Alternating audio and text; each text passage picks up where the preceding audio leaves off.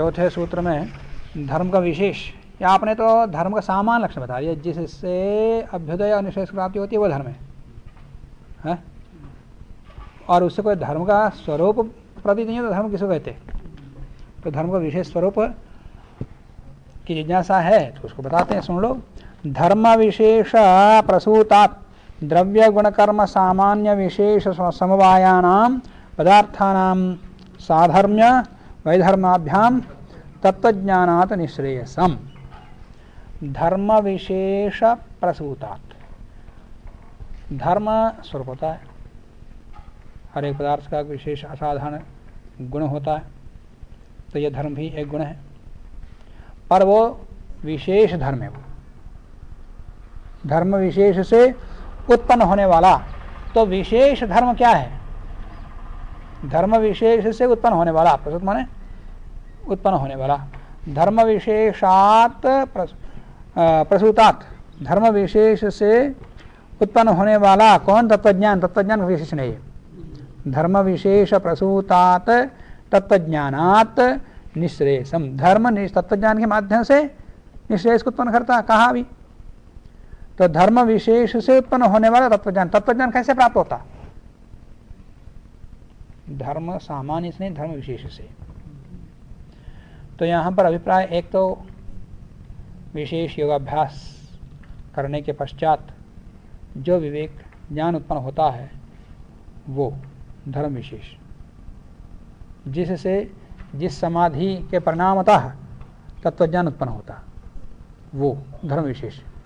जिस ज्ञान से तत्वज्ञान उत्पन्न होता है वो ज्ञान ही, वो ज्ञान का कारण, जिस ज्ञान से मोक्ष मिलता है उस ज्ञान का जो मूलभूत कारण है वो धर्म, वो धर्म विशेष, वो समाधि से जन्य है। तो वो है धर्म विशेष से उत्पन्न होने वाला तत्वज्ञान। वो तत्वज्ञान का स्वरूप क्या है? साधर्म वैधर्माभ्याम तत्वज्ञानात्, माने साधर्म्य वैधर्म से उत्पन्न होता हो। एक यहाँ पर साधर्म वैधर्म तृतीया लेंगे, तृतीया को अभेद संबंध है, अभेदार्थ लेते हैं। अभेदार्थ माने साधर्म्य रूपी वैधर्म्य रूपी तत्वज्ञान। साधर्म्य वैधर्म माने यहाँ भी धर्म आ गया, ये धर्म अलग है। फिर साधर्म्य वैधर्म है, ये धर्म अलग है। साधर्म वैधर्म माने कोई एक पदार्थ किसी में समान रूप से रहना। जैसे गौ को ले लो, गौ में गोत्व विशेष है, अन्य किसी में नहीं है। अश्वादि में नहीं है, केवल गौ में ही है। तो अश्वादि में गोत्व वैधर्म है, वो वैधर्म से अलग कर रहा है, अश्व से अलग कर रहा है। और सामान्य क्या है? प्राणित्व है। प्राणित्व गौ में भी है, अश्व में भी है, तो साधर्म है भैया है। या पशुत्व कह दो, पशुत्व कह देने से क्या हो गया? पशुत्व दोनों में सामान्य समानता है, परंतु वो मनुष्य से अलग करता है। तो मनुष्य से वैधर्म है वो पशुत्व, क्योंकि सबको अलग करता है।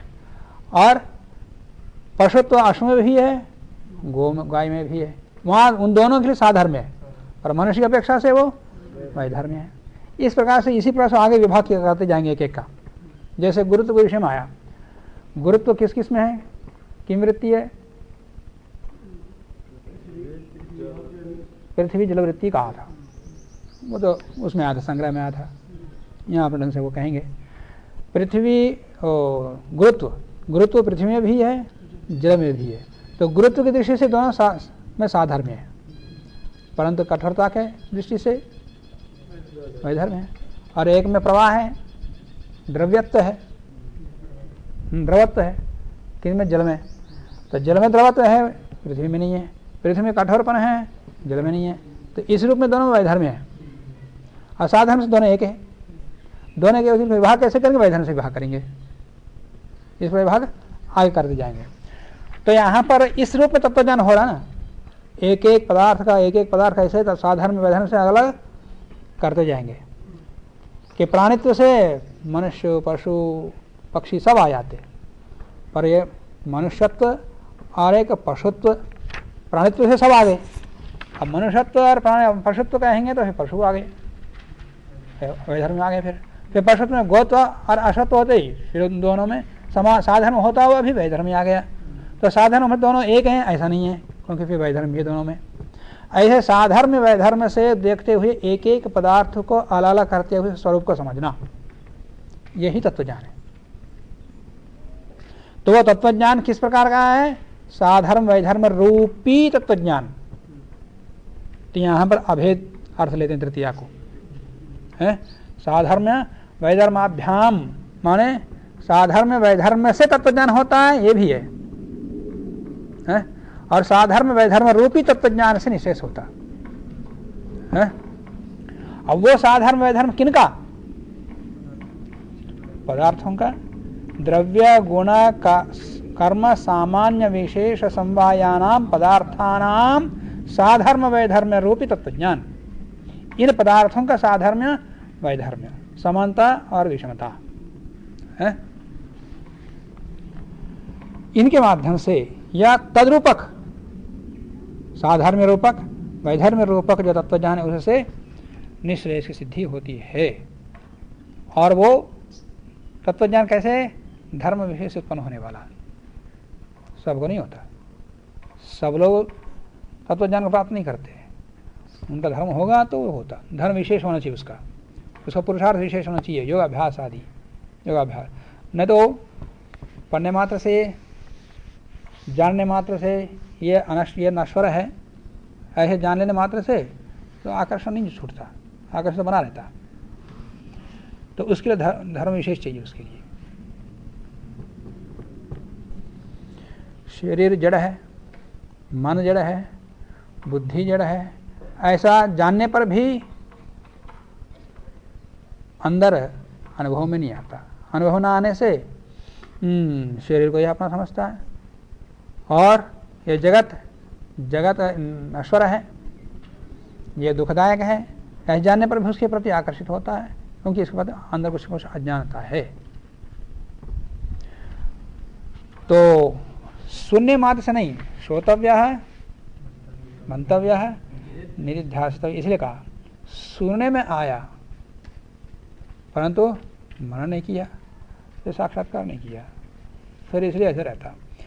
तो श्रवण मनन निधिध्यास साक्षात्कार करने के पश्चात जो धर्म विशेष उत्पन्न होता है उसे तत्वज्ञान होता, तब निशेष की सिद्धि होती। ये भाव यहाँ पर सूत्रकार ने कह दिया।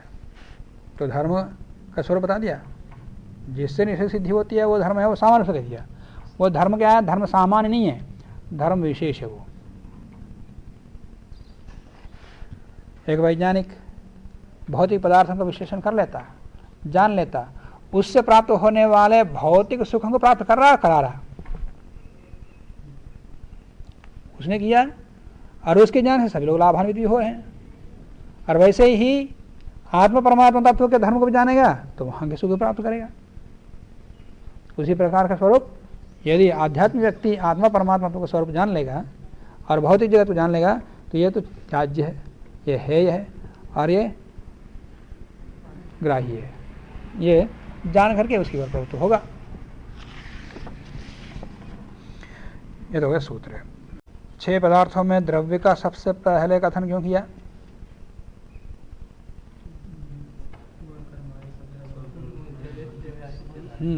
गुणादि आगे के 5 पदार्थ है, सब के सब द्रव्य के ऊपर आश्रित है।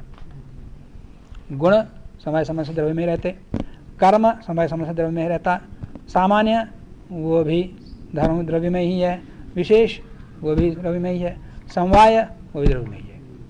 तो मुख्य रूप से प्रतिपादनीय तो द्रव्य गुण कर्म 3 ही है, या ये सारे फिर सामान्य आदि द्रव्य के अंतर्गत आ जाते हैं। और गुण कर्म भी द्रव्य को पराश्रित हैं, इसलिए द्रव्य को सबसे पहले रखा है। आदो द्रव्यस्य उद्देश्यः सर्वाश्रयत्वेन प्राधान्यात्, ये न्याय कंदली में है, पृष्ठ 17, न्याय कंदली के पृष्ठ 17। आदो द्रव्यस्य उद्देश्यः, आदि में द्रव्य का सबसे पहले रखना, कथन करना, सर्वाश्रयत्वेन, सबका आश्रय होने का से, और प्रधान होने से द्रव्य का आदि में उद्देश्य किया गया है, द्रव्य आदि में उद्दिष्ट है। इस सूत्र का, सूत्र के भाष्य को देखो, वैशेषिक भाष्य। धर्म विशेष प्रसूतात् द्रव्य गुणकर्म सामान्य विशेष समवायान पदार्थान साधर्म्य वैधर्म्याभ्याम तत्वज्ञान निश्रेयसम, सूत्र को उल्लेख किया हुआ 4 से द्वंद्व समास है द्रव्य आदि में। यथा वचनम विग्रह, जो जैसा वचन किया हुआ है, आगे वचन द्रव्य को नपुंसकलिंग बहुवचन, गुण को पुल्लिंग बहुवचन, ऐसा जो विधान किया हुआ उसी प्रकार से यहाँ विग्रहवाक्य करना, जैसे न्याय दर्शन किया था। याद आया? यहाँ सूत्र में, हाँ, उद्देश्य सूत्रों में जो लिंग वचन है उसके अनुसार वैसे ही विग्रह करना चाहिए। जैसे यहाँ पर द्रव्य गुण का सामान्य विशेष समवाय कह दिया। अब आगे पृथिव्यप तेजो वायु आकाश कालो दिगात्मा मना है इति द्रव्याणि, नपुंसकलिंग बहुवचन में निर्देश किया, तो यहाँ विग्रह वाक्य में भी द्रव्याणि दिखाना, द्रव्यम च ऐसे नहीं रखना एक वचन में है। और रूपादियों में इच्छा द्वेषो प्रयत्नाश्च गुणाः, वहाँ पुल्लिंग बहुवचन किया तो यहाँ भी द्रव्याणि च गुणाश्च ऐसा दिखाना है। और आगे प्रसारणम गमनम इति उत्प्रेक्षणम अवेक्षणम आकुंचनम प्रसारणम गमनम इति कर्माणि, वो भी। तो जैसे जैसे उद्देश्य सूत्र में द्रव्य गुण कर्म सामान्य विशेष आदि जिस रूप में दिखा उसी रूप में विग्रह वाक्य में प्रदर्शित करना चाहिए। समझिए? यथावचन विग्रह पदार्थानाम इति शेष की षष्ठी, तत्वस्य ज्ञानम इति कर्मणि, ज्ञान क्रिया है जानना, उसका कर्म है तत्व, तत्व को जानना, पर ज्ञानम कृदंत है तो कृदंत होने का से कर्म षष्ठी हुई। साधर्म्य वैधर्म्याभ्याम इति इत्थम भावे तृतीया, कोई अभेदार्थ में इत्थम भू तो भी अभेद कहेंगे तो क्या होता है? साधर्म्य वैधर्म्य रूपी तत्वज्ञान, ये तो अभेद। तत्व साधर्म्य वैधर्म्या से साधर्म्याभिन्न तत्वज्ञान, वैधर्म्याभिन्न मतलब वही होता, मतलब उसी प्रकार का मन इत्थम भूति तो होता, उसी भाव को इत्थम भूत कह दिया। साधर्म्य वैधर्म्याभ्याम इति इत्थम भावे तृतीया, इत्थम भाव में अर्थ में तृतीया है। द्रव्य विशेषाः खलु आत्मा, आत्मा द्रव्यों में एक है, 9 द्रव्यों में आत्मा एक है, वो द्रव्य विशेष है, सारे द्रव्यों में मुख्य द्रव्य है। द्रव्य विशेषाः खलु आत्मा निःश्रेयसम अधिगच्छति, वही द्रव्य विशेष आत्मा निःश्रेयस को प्राप्त करता है। तदाश्रयाः गुणाः, उसी आत्मा के आश्रय से रहने वाले गुण, तद उभय निमित्तम, और वो द्रव्य सबसे पहले रखा है तो वो द्रव्य कौन सा है? आत्मा, यहाँ मुख्य। और तदाश्रया, उस मुख्य द्रव्य रूपी आत्मा के आश्रय से ही जो गुण होते हैं, तद उभय निमित्तम, तदाश्रया गुणाः तद उभय निमित्तम कर्म, नहीं कर्म का विषय बता रहे हैं। तदाश्रया गुणाः, द्रव्य के आश्रय से ही गुण होते, तद उभय निमित्तम, द्रव्य और गुण के कारण से ही कर्म होता है, इसलिए तीसरे स्थान पर है वो। एतावन्ताः विद्यमानार्थाः, यही विद्यमान प्रमुख अर्थ हैं, पदार्थ हैं, द्रव्य गुण कर्म। अमीशाम, इन्हीं 3 पदार्थों का अविपरीत ज्ञानार्थम उपदेश, इन्हीं का ही यथार्थ ज्ञान के लिए, विपरीत ज्ञान ना हो जाए, इसी उपदेश है। अमीशाम अविपरीत ज्ञानार्थम उपदेश, सो अयम अल्पेन सूत्रेण कृत्स्नस्य तंत्रस्य अर्थः उद्दिष्टः वेतव्यः, यही एक छोटा सा सूत्र संपूर्ण शास्त्र का कथन करता है। अयम अल्पेन सूत्रेण कृत्स्नस्य तंत्रस्य, संपूर्ण शास्त्र का अर्थ को उद्दिष्ट, उद्देश्य मात्र कह दिया, ऐसा जानना चाहिए।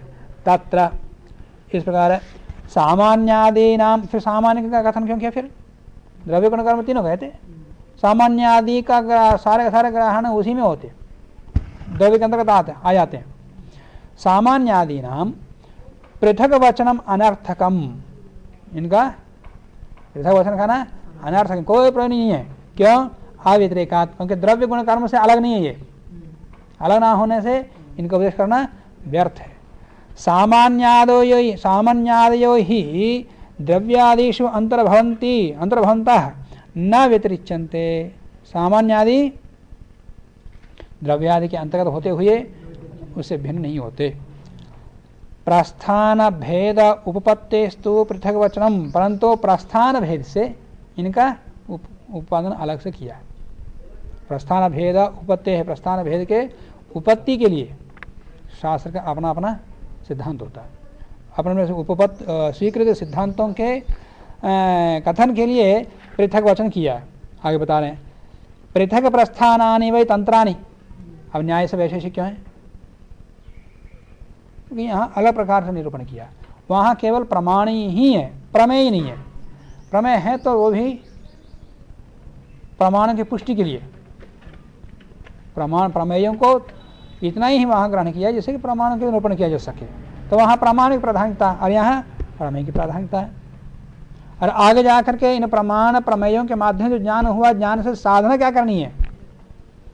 वो साधना की ओर, आध्यात्मिक आत्मा की ओर ज्यादा बढ़ाने के लिए सांख्य, फिर उसको प्राप्त करने के लिए योग, साधना मात्र, वहाँ साधना मात्र विशेष। फिर ये सारी चर्चा वहाँ नहीं आएगी। ठीक, अपने अपने प्रस्थान होते, अपने अपने सिद्धांत होते हर एक शास्त्र का। पृथक प्रस्थानानि वै तंत्राणि, अलग अलग सिद्धांत वाले होते हैं। अलग सिद्धांत मतलब एक दूसरे के विरुद्ध सिद्धांत वाले नहीं होते, अपने अपने इनकी अपनी सीमा होती है। यहाँ ईश्वर निरूपण नहीं किया, इनकी आवश्यकता नहीं है। ईश्वर निरूपण करना इनका उद्देश्य में नहीं है, लक्ष्य में नहीं है। वो जो जिज्ञासु आया था वो ईश्वर को अनिश्वरवादी नहीं आया था कि हमको ईश्वर नहीं दिखता, हमको ईश्वर पर विश्वास नहीं है, हमको बताओ। ऐसे जिज्ञासा लेके आया गया। वो जो आए हैं वो तो ईश्वरवादी आए हैं, आस्तिक आए हैं, नास्तिक नहीं आए। नास्तिक आता तो फिर उसको ईश्वर प्रतिपादन करने के लिए और शास्त्र का पालन करता। जो जिज्ञासा लेके आया था, जिसके लिए उपदेश कर रहे हैं, वो तो आस्तिक आया था। जब आस्तिक आया है तो ईश्वर के विषय में ना तो सुनने वालों जिज्ञासुओं को कोई आशंका है, ना पढ़ाने वालों को आशंका है। तो जहाँ पर आवश्यकता ही नहीं वहाँ निरूपण क्यों करना? वो जिसकी जिज्ञासा लेके आया उसका निरूपण करना है। वो हमको आत्मा परमात्मा तत्व ज्ञान कैसे होगा इसकी जिज्ञासा लेके आया। इसमें आत्मा परमात्मा तत्व को उसने वेद आदियों में जाना था, वो आया था। अन्यत्र वेद आदियों में उसने सुना था, पर उसको प्राप्त करने का उपाय नहीं पता था। उपाय जानने के लिए शायद उपाय यहाँ बता रहे हैं। अब यहाँ अप्रासंगिक ईश्वर का प्रतिपादन करना, ये तो अज्ञानता का प्रतीक होता, मूर्खता का द्योतक होता। जो पूछा नहीं गया उसको बताना, जो मूर्खता का कारण है। अब अष्टाध्यायी में ईश्वर निरूपण नहीं है तो पान ईश्वर नहीं मानते थे। और ईश्वर जहाँ है तो से ईश्वर वहाँ तो राजा के लिए आया, तो परमात्मा निरूपण कहाँ है? तो और इसमें आयुर्वेद का उल्लेख नहीं है तो वह माने आयुर्वेद में अन्य का नहीं है। अब यहाँ पर कर्मकांड का शोध कर्मकांड, मीमांसा में शोध कर्म का निरूपण है, इसमें न्याय वैशेषिक में नहीं है।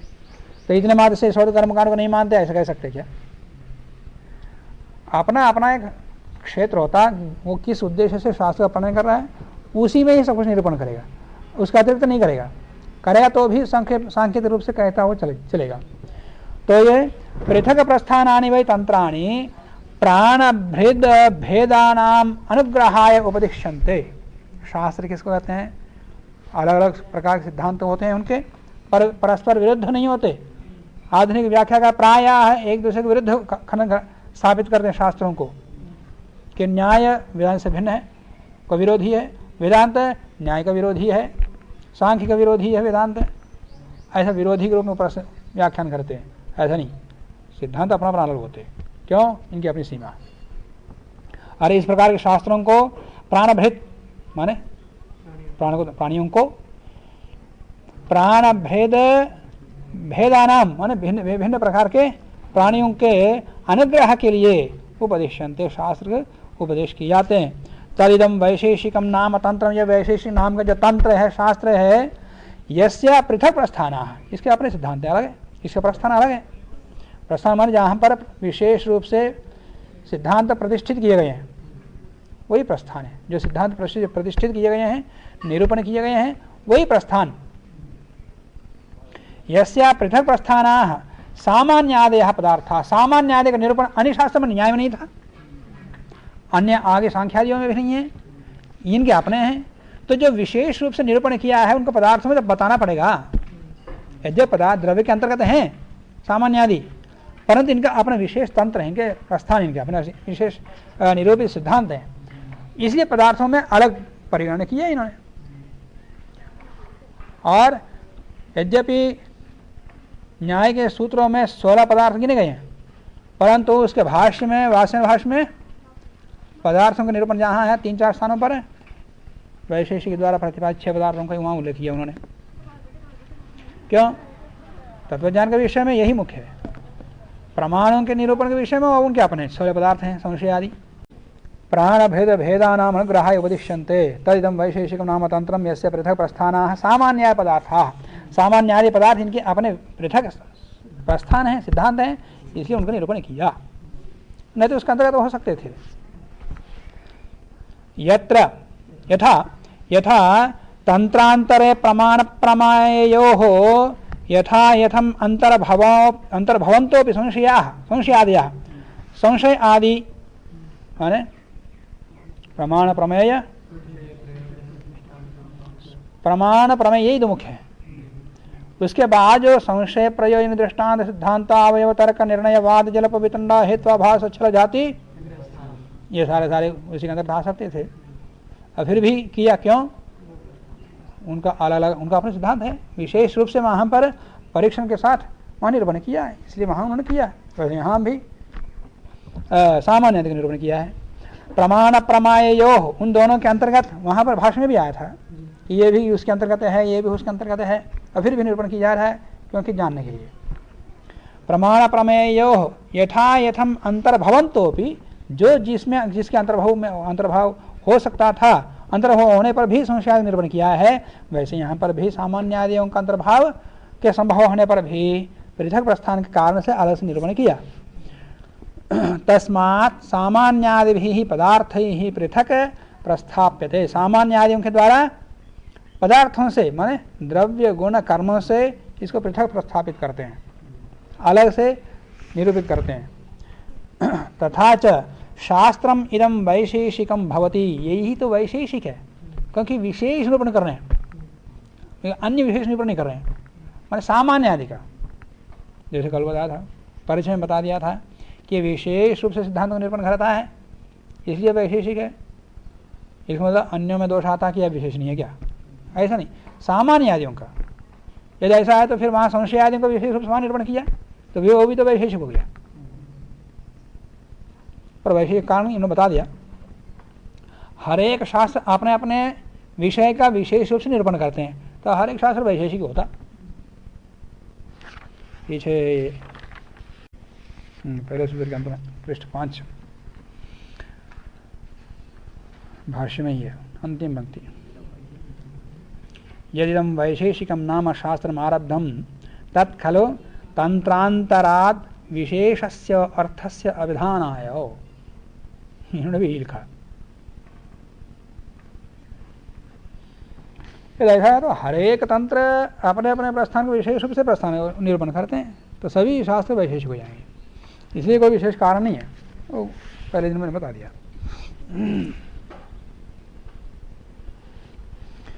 तथा च शास्त्रमिदं वैशेषिकं भवति, इसलिए तो यह वैशेषिक हुआ है, तो इसलिए वैशेषिक इसी कारण से हुआ, तो उसको निरूपण करना पड़ेगा। अन्यथा तो अध्यात्म विद्या मात्रम उपनिषदः इव एतत् स्यात्।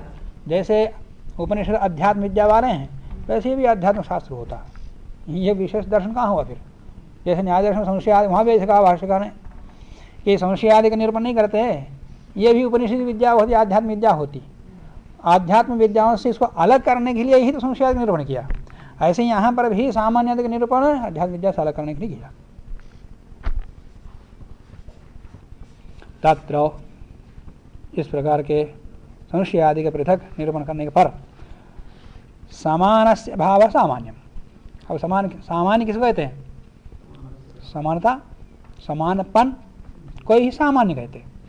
भाव में शेम प्रत्यय हुआ, समानस्य भावः सामान्यम। कच्च समान है, समान क्या है फिर?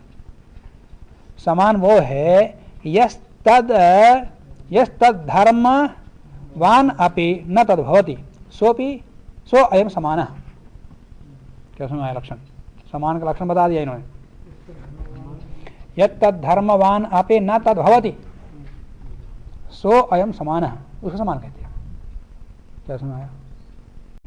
गाय में पशुत्व है, माने अश्व के पशुत्व से समान है, तो तद धर्मवान अपि न तद्भवति।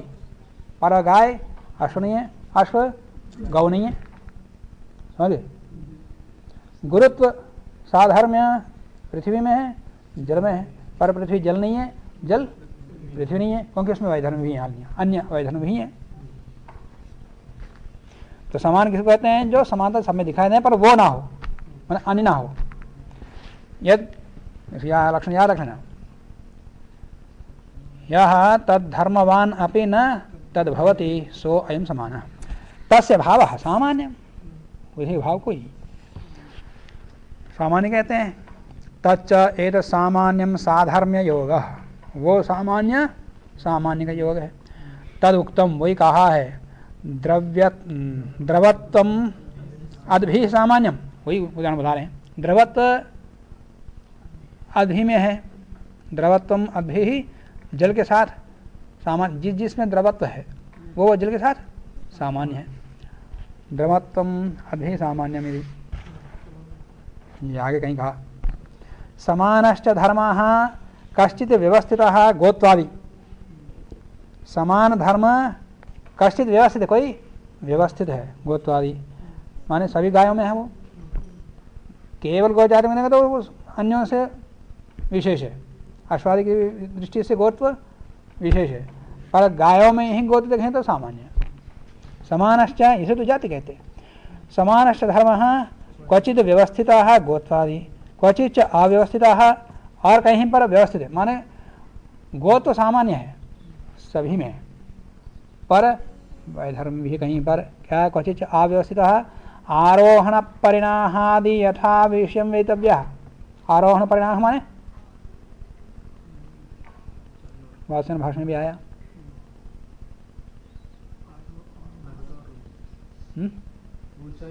हाँ, लंबाई चौड़ाई, गो तो सब में समान होते हुए भी सभी समान रूप से लंबाई चौड़े हैं क्या? मोटे हैं क्या? आरोहण मन ऊंचाई, परिणाम मन मोटा, सब में समान नहीं है। उस प्रकार का वैधर्म तो है, इसलिए एक नहीं है सब। क्वचित अव्यवस्थित, मन सामान्य होता हुआ भी कहीं सामान्य व्यवस्थित है, सब में गोत्व है, पर अव्यवस्थित भी है, माने वैधर्म भी है। आरोहण परिणादि ही यथा, माने जो जैसा साधर्म वैधर्म है उसको वैसा ही जान लेना चाहिए। सामान्याद्धि विशेष अविवेकाद यथास्वम अयथास्वम संशय विपर्यय भवता। सामान्य से ही संशय विपर्यय होते ना, सामान्य निरूपण कर दिया, सामान्य से संदेह उत्पन्न होता। वहाँ ठूंठ को देखा, ठूंठ बैठे हुए या खड़े हुए पुरुष के बराबर लंबा चौड़ा वाला है, आरोह परिणाम हाथ समान है। अब वहाँ कुछ शाखा उसकी हिल रही है, या कुछ बेल चढ़ा हुआ वो हिल रहा है, तो इसमें उनके हाथ पैर भी हिल रहे हैं। तो इस बार समानता, वो समानता वहाँ जो धर्म दिखाई दे रहा है वो पुरुष में भी है, ठूंठ वहाँ जो दिखा है उसमें भी है। तो समानता ऐसे ही तो संशय उत्पन्न हुआ। ये निर्णय करना चाहता है, वैधर्म को निर्णय करना चाहता है, या ठूंठ है या पुरुष है, निर्णय हो जाए तो फिर कोई संदेह वह नहीं है उसको। सामान्याद्धि विशेष अविवेकात्, विशेष का विवेक ना होने से, ज्ञान ना होने से, अयथास्वम, जो यथावत नहीं है उसको वहीं पर ही संशय विपर्यय होता है, वहीं तो संदेह और विपर्यय होता है। विपर्यय माने सुक्ति में रजत का ज्ञान हुआ और रज्जु में सर्प का भ्रम हुआ, ये विपर्यय। क्यों? सर्प रज्जु में और सर्प में समान धर्म दिखाई दे रहे हैं, टेढ़ा मेढ़ा भरा हुआ है, उसी के जैसे ही आकृति बनी हुई है, आगे मोटा है पीछे पतला है, जो भी धर्म है, शाम का धर्म वहाँ दिखाई दिया उसको। तो समान कारण से विपर्यय ज्ञान हुआ, और समान चमक सफेद कांति का कारण से सुक्ति में रजत का भ्रम हुआ। समानता कारण से ही विपरीत ज्ञान हुआ। स्थान पुरुषयोः समानम धर्मम आरोहण परिणामो पश्यन् विशेषम च अजानानः विशेष को न जानता हुआ संशयते संदेह को प्राप्त कर लेता है। स्थानुर्वा भवेत पुरुषो वा, स्थान भी हो सकता है पुरुष भी हो सकता है। अब उसके पास धन है इसलिए संदेह उत्पन्न हुआ। उसके पास सोना चांदी पैसा लेके जा रहा जंगल में, क्या पता पुरुष हो तो चोर होगा, वहाँ बैठा है, मुझे मार कर चोर उठा के ले जाएगा, चुरा के ले जाएगा, इसे उत्पन्न हुआ संदेह। विपर्ययः खलु अपि सामान्यमेव, विपर्यय भी का कारण सामान्य होता। विपर्यय खलु अपि सामान्यमेव धर्मम उपलभ्य दोषात, दोष से विपर्यस्यति, विपरीत ज्ञान को प्राप्त कर लेता, मिथ्या ज्ञान प्राप्त होता। स्थानौ पुरुषः इति या सुप्तौ रजतमिति। समानता कारण से तो वही तो शरीर में चेतनता का भ्रम हो जाता है उसको, शरीर ही चेतन है और बस इसी की सजावट में लगे रहो, इसी को भोगाओ। मिथ्या बुद्धिस्तु दुख भूमि, इस प्रकार की मिथ्या भूमि, सामान्य से मिथ्या ज्ञान हुआ विपरीत ज्ञान हुआ और वो दुख का भूमि है, दुख का आधार है। वो कौन? मिथ्या ज्ञान, मिथ्या बुद्धि। इस प्रकार की जो मिथ्या बुद्धि है वो दुख भूमि है। और मिथ्या ज्ञान का बुद्धि, मिथ्या बुद्धि का कारण कौन हुआ? सामान्य हुआ। तजम सामान्यम, इस प्रकार का दुख भूमि का जो मिथ्या बुद्धि का भी भूमि सामान्य। तजम सामान्यम द्रव्यादिषु अंतर्भावत एवं अर्थम पृथक उच्यते। सामान्य आदि उसके अंतर्गत होता हुआ भी कोई भ्रमित ना हो जाए, इसलिए अलग अलग से निरूपण करने हैं कि हर एक पदार्थ को ठीक ठीक जान सके। तजम सामान्यम द्रव्यादिषु अंतर्भवत, उसके अंतर होता हुआ भी, इसीलिए भ्रम उत्पन्न हो जाए है कि रज्जु को देख करके भी सर्प का भ्रम ना हो जाए, तो सर्प वहाँ भ्रमात्मक ज्ञान है सर्प का, इसमें सर्प नहीं आया था क्या? यदि सांप ही नहीं होता उसको भ्रम ही नहीं होता। जिसने कभी सांप को देखा ही नहीं उसको सर्प को भ्रम होगा ही नहीं। जिसने सांप को देखा तो भी जिसको सांप का भय नहीं है तो उसको भ्रम नहीं होगा। जिसको चोर का भय नहीं है उसको चोर को देखता हुआ उसमें चोर को भ्रम नहीं होगा, उसको भ्रम नहीं होगा। अरे मैं अकेला तो 10 आदमी के लिए पर्याप्त हूँ, वो अकेला बैठे तो क्या हो गया? हाँ, निकल निर्भय से निकल जाएगा। अब भ्रम हो रहा है, इसका मतलब है उसके पीछे बहुत कुछ सिद्ध होते, ये नहीं है कि वो मिथ्या है।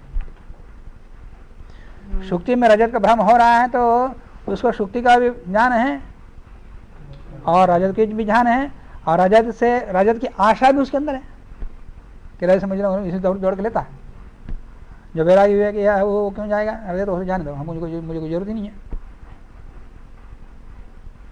तो भ्रम के पीछे आशा भी उसके अंदर है, और आशा हो रही है तो सत्य के ऊपर ही हो रही है, असत्य मिथ्या के ऊपर नहीं होती। कभी मिथ्या वस्तु के ऊपर आशा नहीं होती, इच्छा नहीं होती। वो वाला विषय। तदेव सामान्यम द्रव्यादिषु अंतर्भवत एवं अर्थम, इसलिए अलग कहा जा रहा। अलग कहा जा रहा कारण बता दिया, एक तो विशेष है और मिथ्या ज्ञान का कारण है वो, उसको जाने तो मिथ्या ज्ञान नहीं होगा।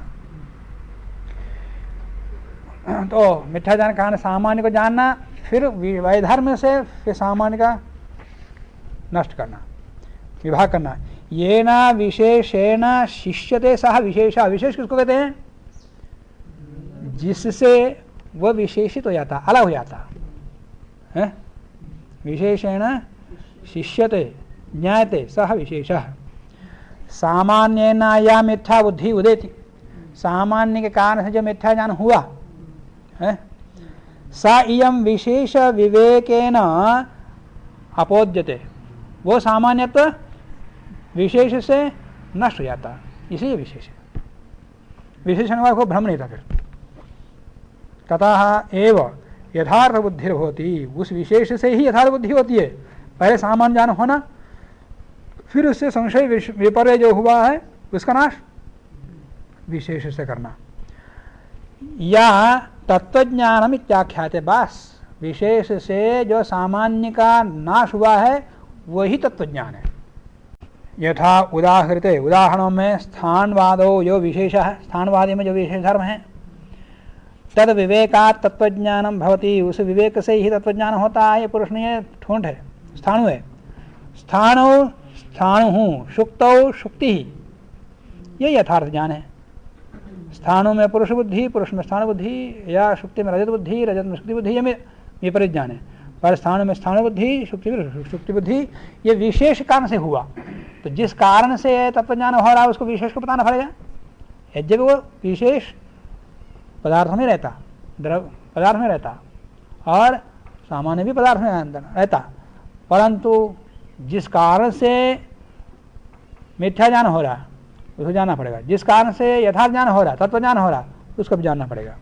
सो अयम विशेषः द्रव्यादिषु अंतर्भाव होता हुआ भी एवं अर्थम, इसी कारण से पृथक अभिधीयते। सामान्य से ही मिथ्या ज्ञान की निवृत्ति होती है। मिथ्या ज्ञान से तत्वज्ञान की निवृत्ति होने से तत्वज्ञान, तत्वज्ञान से फिर श्रेष्ठ। अथापि खलु एको भावः, फिर भी एक ही भाव है कि तेन तेन विशिष्यमानः सामान्य विशेष व्यपदेशम भजते। तो उस के विशिष्यमानः विशेष रूप से जानता हुआ सामान्य विशेष व्यपदेशम है, सामान्य और विशेष। जैसे ये बताया कि प्राणित्व के रूप में सब एक ही है, पर मनुष्यत्व और पशुत्व के कारण से फिर अलग अलग हो गया। फिर पशुत्व में जाने के बाद भी गोत्व अशत्व आदि फिर अलग विभाग हो जाता है। तो इस प्रकार विशिष्यमान होता हुआ सामान्य विशेष व्यपदेशम भजते। गुणे तदानीम अंतर्भाव है, गुण के अंतर भी, गुणों में भी सामान्य विषय वैधर्म भी आ जाता है। समान गुण और फिर वैधर्म गुण, इन्हें उससे अलग गुण है इसके।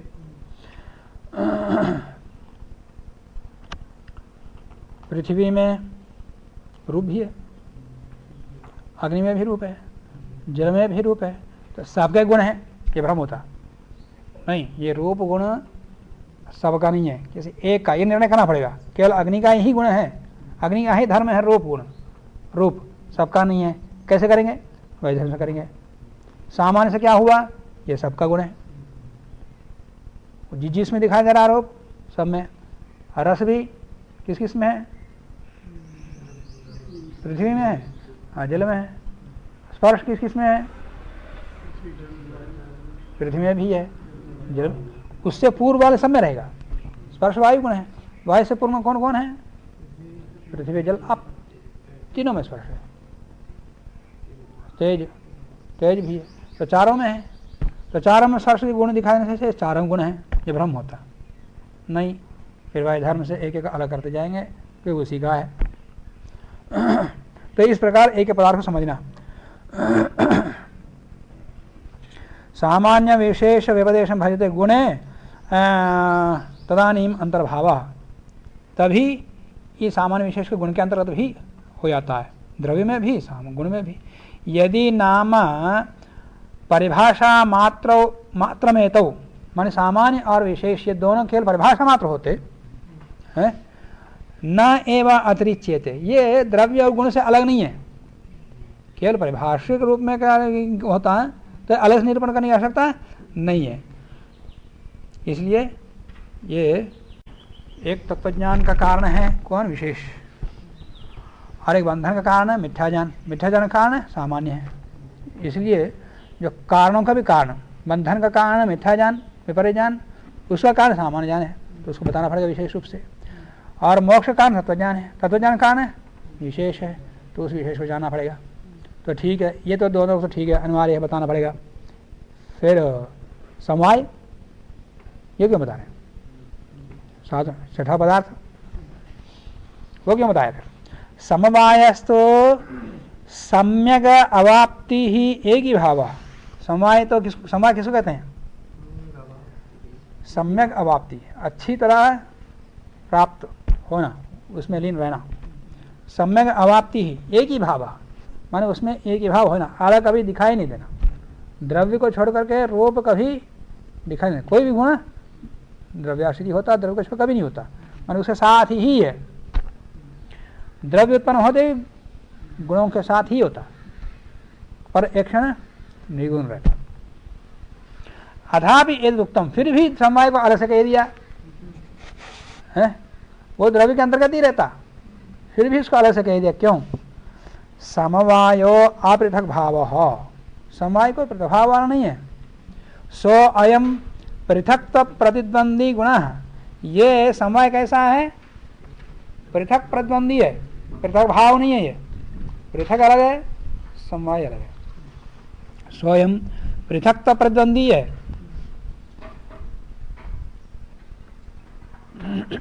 यथा खलु संयोग प्रतिद्वंदी विभाग है, संयोग का विरोधी विभाग है। और पृथक्त्वंच, पृथक्त्व भी संयोग का प्रतिद्वंदी है। पृथक्त्वंच अयोगो नाम गुणांतरम, माने संयोग, यथा खलु संयोग प्रतिद्वंदी विभाग पृथक्त्वंच अयोगो नाम, अयोग नामक एक अलग गुणांतर है। अयोग माने ये एक अलग गुणांतर है। योग अलग है, अयोग अलग है, संयोग अलग है, विभाग अलग है। विभाग और पृथक्त्व ये दोनों अयोग है। विभाग और पृथक अलग हैं, पर दोनों अयोग भी हैं। तथा एव वैलक्षण्य लक्षणस्य अनेकत्व लक्षणस्य वा पृथक्त्वस्य प्रतिद्वंदी गुणः समवायो नाम। समवाय क्या होता है? वैलक्षण्यस्य अनेकत्व लक्षणस्य वा, वैलक्षण्य का माने अलग दिखाने वाला, और विलक्षणता युक्त।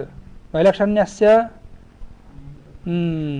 अनेकत्व लक्षणस्य माने अनेकत्व का लक्षण वाला, कुछ भी करो। पृथक्त्वस्य और पृथक्त्व का प्रतिद्वंदी है। द्रव्य में गुण रहते, पृथक्करण नहीं हो सकता, क्योंकि पृथक का प्रतिद्वंदी है। दो द्रव्यों में संयोग होता है, घट जल का संयोग है, वो पृथक भाव संभव वहाँ पर,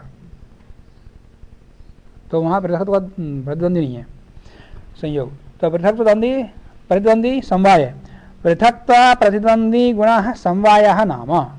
द्रव्यम खलो अयम आश्रयति, और यह संयोग नाम का गुण द्रव्य में ही रहता है। द्रव्यम खलो अयम आश्रयति न च असौ गुणवान, पर समवाय गुणवान नहीं है, इसके अंदर और कोई गुण नहीं है। किसी भी गुण में कोई गुण नहीं रहता, गुण गुणाश्रय नहीं होता। गुणाश्रय है तो फिर द्रव्य हो जाएगा, फिर वो गुणाश्रितम द्रव्यम, गुणाश्रित को द्रव्य कहते हैं। गुण में गुण आ जाएगा, गुण का आश्रय गुण बनेगा तो फिर द्रव्य होगा कहलाएगा, फिर गुणत्व ही नष्ट हो जाता। इसलिए गुणवान भी नहीं है ये।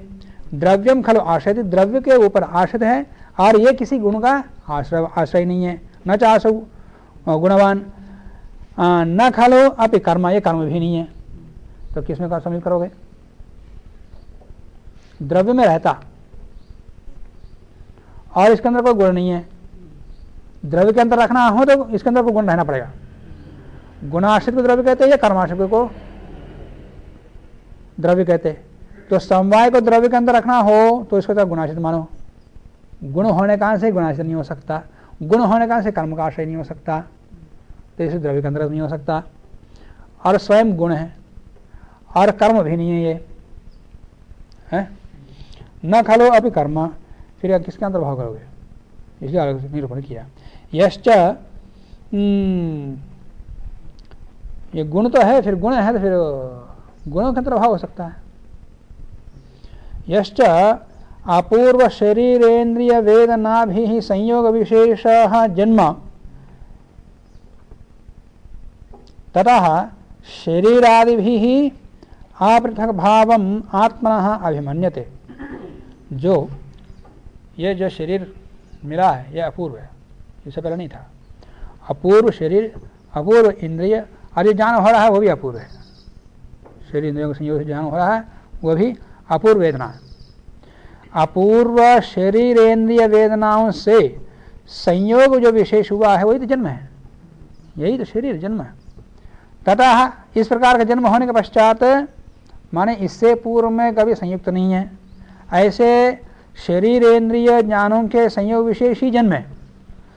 और जन्म होने के बाद शरीर आदि भी अपृथक भाव आत्मनः, शरीर से आत्मा कहाँ अलग है ही नहीं।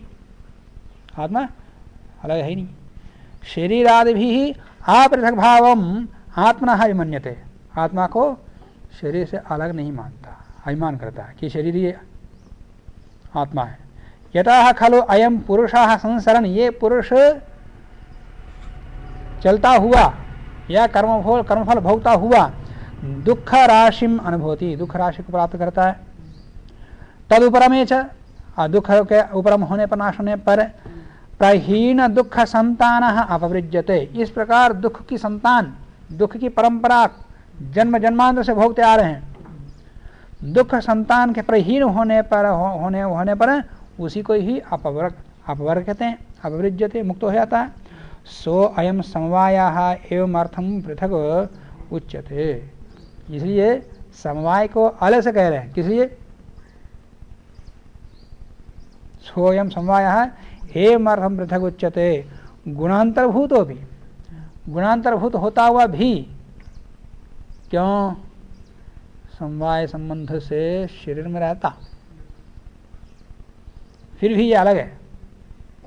समवाय संबंध से रहने मात्र से एक नहीं समझना चाहिए। द्रव्य में गुण, द्रव्य में क्रिया होती है समवाय संबंध से, इतने मात्र से द्रव्य गुण कर्म एक है क्या? गुण और द्रव्य एक है क्या?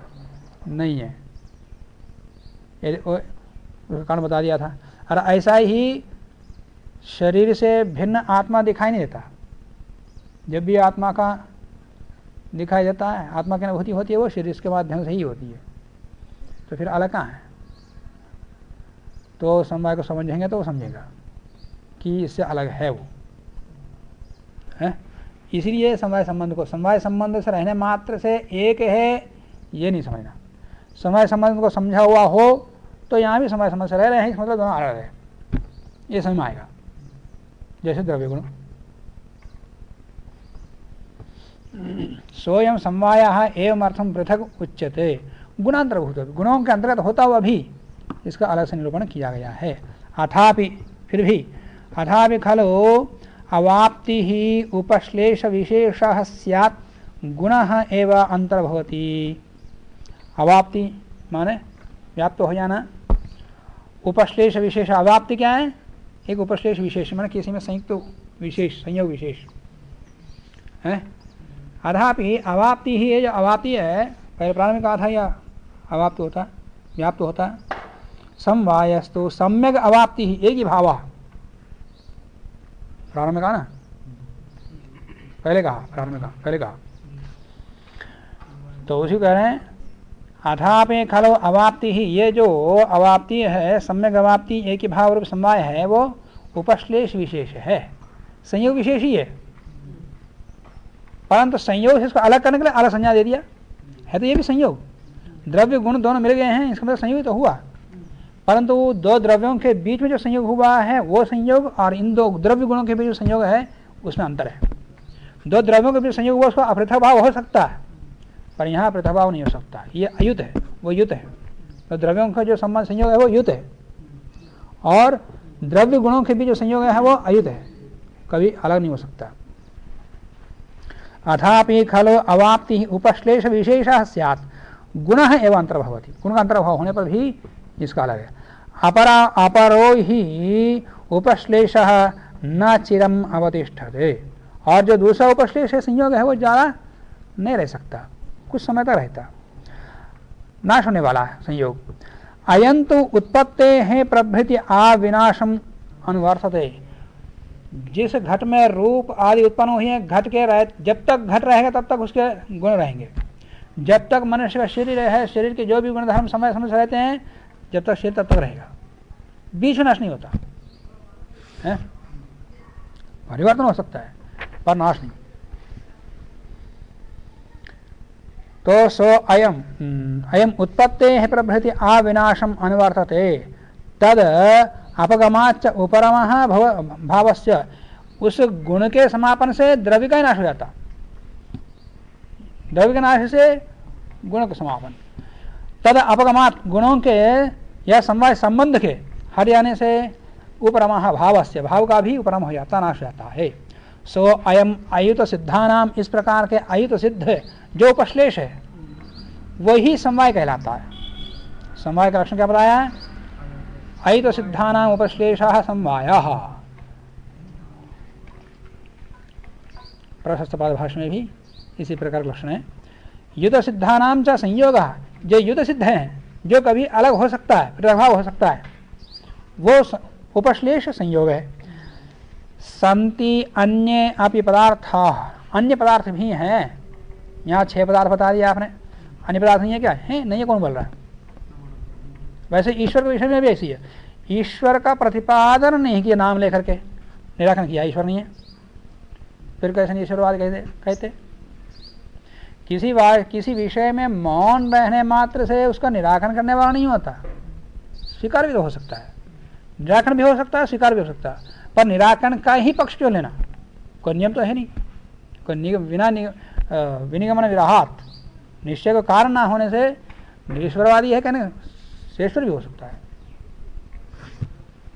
तो ऐसा ही यहाँ 6 पदार्थ कह दिया। पदार्थाः सन्ति अन्ये पदार्थाः प्रमाण प्रमेय संशय प्रयोजन दृष्टांत सिद्धांत अवयव तर्क निर्णय वाद जल पवितंडा हेत्वाभास छल जाति निग्रह स्थानाख्याः, ये भी पदार्थ हैं। ते च अत्र एव अंतर्भवन्ति, वो सारे निषेध नहीं कर रहे हैं, इन्हीं के अंतर्गत हो जाते, 6 पदार्थ के अंतर्गत वो आ जाते। इतने मात्र से वो बहुत सारे पढ़ोगे पुस्तकों में कि नैयायिक को 16 पदार्थ मानते हैं, वैशेषिक वाले 6 पदार्थ मानते हैं। ये परस्पर विरुद्ध है, इनकी मान्यता है, इनकी मान्यता ये, ऐसा नहीं। उनके सारे पदार्थ इसके अंतर्गत आ जाते हैं, ये पदार्थ उनके अंतर्गत भी आ जाते हैं, प्रमाणादि के अंतर्गत। साधर्म्यम सामान्यम, साधर्म्य वैधर्म्य क्या होता है? साधर्म्य माने सामान्य, जो सब में हो। सामान्य माने समान, समान से भाव, कैसे समान है? समान क्या होता है? यस्तद्धर्मवान अपि न तद्भवति, जो तद्धर्म वाला होता हुआ भी तद नहीं है। वैधर्म क्या होता है? विशेषः, जो उसी में रहता, अन्य में नहीं रहता। आत्मादेह खल तत्वज्ञानात् निःश्रेयसम, आत्मादि के तत्वज्ञान से निःश्रेयस होता है। और भूत के तत्वज्ञान से अभ्युदय होता, भूत के तत्वज्ञान से अभ्युदय होता। भूत का मतलब हाँ, पंचमा भूत, पृथ्वी आदि भूत, पृथ्वी आदि भूत के तत्वज्ञान से अभ्युदय, आत्मा के तत्वज्ञान से निःश्रेयस। अन्येषां तत्वज्ञानस्य तत्र उपयोगः, अन्येषां माने आत्मा रूपी पदार्थ को छोड़ करके अन्य पदार्थों के तत्वज्ञान से उसी में उपयोग है, माने उनके तत्संबंधी सुख प्राप्ति में ही उपयोगी है। तत्र आत्मादो मिथ्याज्ञानम अनेक प्रकारम भवति, आत्मादियों के मिथ्याज्ञान में अनेक प्रकार का मिथ्याज्ञान है। आत्मनि तावद अनात्मा इति, अनात्मा को आत्मा समझना। अनात्मा को क्या क्या है? मन है, इंद्रिय है, शरीर है, इत्यादि सब अनात्मा है, इन सबको आत्मा समझना। इनमें से किसी को भी आत्मा समझ लेना, और अनात्मा को आत्मा समझना। अनात्मा सारा जड़ जगत है, उसको आत्मा समझना, और आत्मा को जो चेतन है उसको जड़ समझना। ये मिथ्या ज्ञान है। एवं जुगुप्सित आदो यथा विषम वेतव्यम, यथा जुगुप्सित आदि में भी, निंदित वस्तुओं में भी निंदा जानना। जुगुप्सित को स्तुत्य और स्तुत्य को निंद्य समझना, ये भी मिथ्या ज्ञान है। तत्वज्ञानम च खलो मिथ्या ज्ञान विपर्ययेन व्याख्यातम, तत्वज्ञानम च खलो मिथ्या ज्ञान के विपर्य से विपरीत में व्याख्यान किया गया। आत्मनि आत्मा, मिथ्या ज्ञान बता दिया, आत्मा का आत्मा समझना, आत्मा का आत्मा समझना। और ये तत्वज्ञान क्या है? उसका विपर्य है, समझना चाहिए। आत्मा को आत्मा, अनात्मा को अनात्मा। आत्मनि आत्मा, अनात्मा अनात्मा थी। एवं शेषेषु, ऐसे ही शेष में जान लेना चाहिए। एतस्मात् तत्वज्ञानात् मिथ्या ज्ञानापेति, तत्वज्ञान से मिथ्या ज्ञान नाश होता है। तदपायात, उस मिथ्या ज्ञान के हट जाने से निःश्रेयसम अपवर्गः प्रादुर्भवति। मिथ्या ज्ञान मूलो ही संसारः, मिथ्या ज्ञान कारण से ही संसार चल रहा है। तदपाये, मिथ्या ज्ञान के हट जाने से नावतिष्ठते, संसार नहीं रहता फिर, संसार नहीं रहता माने संसार मिथ्या नहीं है, ऐसा नहीं है। तो इस बार चौथा सूर्य समाप्त हो गया। अलम।